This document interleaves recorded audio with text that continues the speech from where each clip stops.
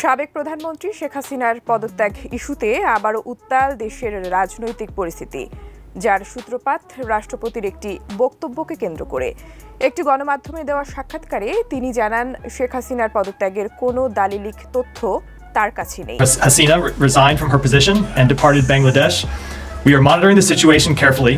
The United States stands with the people of Bangladesh. Sheikh Hasina জাতিসংঘের দ্বারস্থ, doctor ইউনূসকে ক্ষমতা হস্তান্তরের নির্দেশ। সাবেক প্রধানমন্ত্রী শেখ হাসিনা সম্প্রতি জাতিসংঘের কাছে তার অবস্থান পরিষ্কার করেছেন, যেখানে তিনি দাবি করেছেন তিনি কখনোই পদত্যাগ করেননি এবং এখনও বাংলাদেশের বৈধ প্রধানমন্ত্রী। এই প্রেক্ষাপটে জাতিসংঘ ডক্টর মোহাম্মদ ইউনূসকে তলব করে এবং তাকে শেখ হাসিনার কাছে ক্ষমতা হস্তান্তরের নির্দেশ দেয়।